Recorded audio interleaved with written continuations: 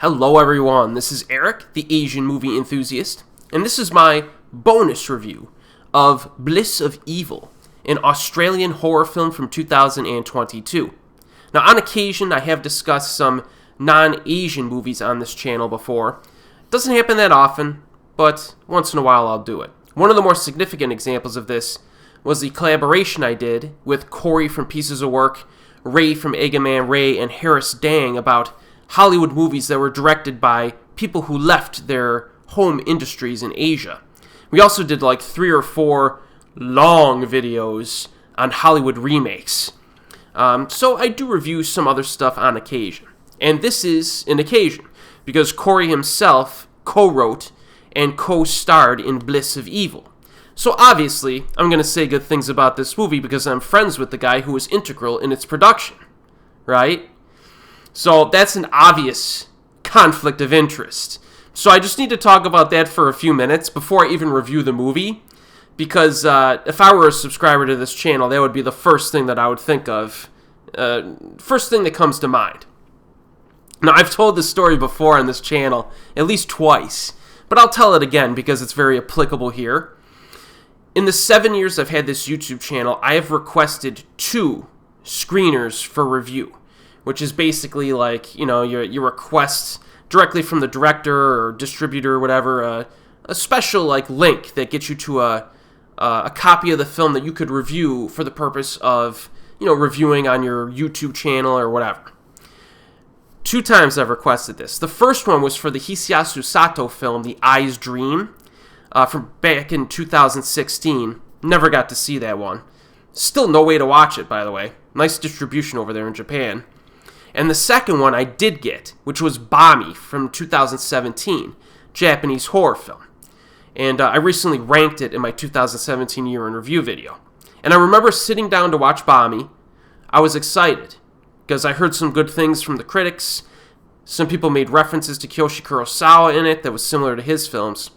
But then I fired up my Word doc to take some notes while I reviewed the screener. And that's when the conflict of interest hit me. You know, I specifically asked for that movie to review it on my channel, so what if the movie sucks, right? I mean, the director was kind enough to give me the screener, you know, let me see it when a lot of people couldn't. And could I really tear into it objectively if the film stunk? Some reviewers have an easier time doing this. I did not like the feeling when I did that, but thankfully I actually enjoyed the movie, so it wasn't a problem. But if I didn't enjoy it, I get a feeling I would not have torn into it like I typically would have. You know, so I never asked for a screener since that day, and it was like 5 years ago or something. So I usually have no affiliation with a filmmaker or a distributor, and that means I could really tear into the movie if I don't like it, right? So what makes this situation with Bliss of Evil any different? Well, if I disliked this movie, really, I would have just not reviewed it at all on this channel. You know what I mean? Despite the outlier examples I gave at the start of the video, this is an Asian movie channel primarily. So, you know, I would have thrown up a review on IMDb instead. And then I would have told Corrie that, you know, nicely, I didn't really like it. And he could have handled it. I'm sure of that. So, yeah, that's what would have happened. But again, fortunately in this case, I think this movie is actually pretty good. So I was like, I'll do a bonus review for it. So it passed the smell test. So I had to just address that issue up front, because if I were a subscriber watching this video, I would just assume that, you know, I wouldn't believe anything that I'm saying right now. But I think you can. So this movie tells a story of Isla, a sound engineer struggling in the aftermath of trauma, who is forced to face her fears when she becomes locked inside of a music studio with her girlfriend's grunge band. Mistrust and mayhem erupt as they search for answers and a way out. Now, this was produced by Corrie, I believe, who also contributed some of the original songs and also makes an acting appearance. Now, this film begins with like a slightly creepy opening text. That's just something to the effect that the events depicted in the film took place in Brisbane, Australia during the winter of 1997. And I immediately began wondering why this story would take place in 1997, and one of the potential reasons becomes clear a little bit later on. There's a definitive lack of cell phone use in this movie, so the movie kind of safely avoids that potential issue. Because in 2022, I mean, someone would have had their cell phone handy and called for help, right? But it gets around that by holding it back in 97. Now, the opening credits have a pretty solid ambient score to them, has an eeriness to it, and this score is used at various points in the film, and I think it's good. We see some blood dripping down some various rock instruments, which I thought was a neat combination. And considering like the micro-budget nature of the production, the acting is better than what you would expect at this budget level. They go for like a more, I guess I would say like realistic delivery of dialogue, and I think it works. Some of the humor bits were actually pretty good too. Any movie that makes a reference to Lee Van Cleef gets brownie points for me. And one dude like throws some serious shade at another dude at one point because he happens to be 27 years old, which you'll get the joke when you see the film. One style of comedy that I do not like is like sex talk in most cases, which is kind of ironic given all of the inappropriate sex-based humor that's in those Hong Kong Category 3 films that I like so much. But generally speaking, it's just not my thing. And Bliss of Evil has a little bit of that at the beginning, and I was a little concerned that they were going to ramp it up, but they don't, thankfully. So, you know, in the beginning, if the sex jokes aren't working for you, you don't really have to worry too much about it. There's also one visual gag that references a certain animal, if you were familiar with Corrie's channel when he was doing YouTube reviews. And there is a direct reference to a particular animal there, and I definitely got that gag. So it's kind of a rare occasion where I get in-jokes in movies, but that's one. One of my favorite side characters in this movie is a dude named Uncle Mike.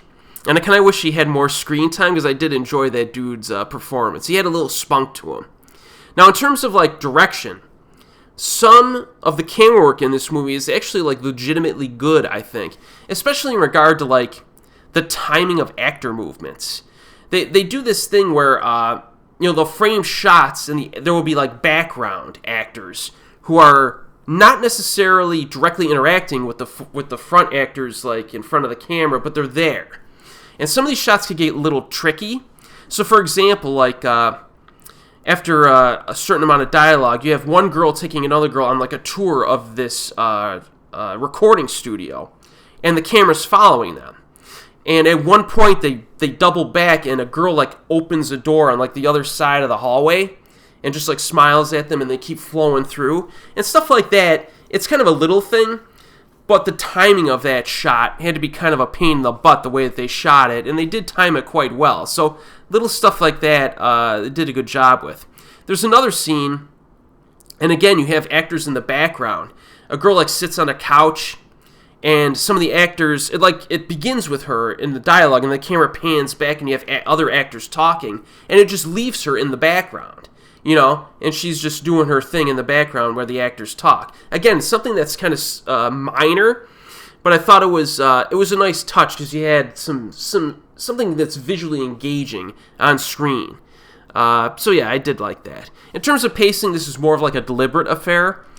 It's not a gore-heavy film, okay, or a blood-soaked movie. There's some blood in it, but, you might expect that given the premise, because it sounds like something that's like a stage fright movie, like from Italy, that slasher from the 80s with the dude with the owl mask. And that took place in like a theater or something, right? So there's some similarities. But don't expect don't expect Terrifier 2. All right? Don't expect that here. I would compare this to something like Guard from the Underground, which is kind of like a low-budget Japanese slasher movie from the early 90s that focused more on being creepy. The violence in this movie a lot of the time is inferred, not explicitly shown, and I think it does work. There's like one pretty unnerving sequence that leaves a lot to the imagination during the second half, and I think that's one of the best parts of the movie. So I think it was a good strategy to go the creepy route instead of trying to go for buckets of blood, gore fest, especially if you don't have somebody like Tom Savini or, the dude from Terrifier working on your film. The killer's a little bit different from usual.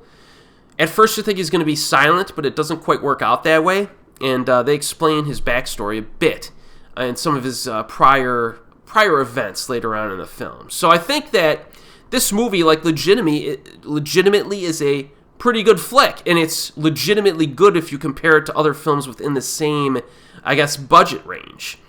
It has been shown at a number of, like, horror film festivals, but it's still in the process of getting, like, a wider distribution, like either streaming or physical media. So if you want to listen to Corrie actually discuss the film, he did, like, an hour-long interview with That Fat Samurai guy, and I'll include the link in the description box below for that. So yeah, I do actually recommend this. Again, it's kind of in line with the budget range of a lot of movies I cover on this channel, even though it's not an Asian film. You know, you think of some of the stuff I covered in my Asian horror playlist, there's some pretty low-budget stuff in there. And I think this movie is better than what you might expect. So I recommend it. And as always, folks, I will see you next time.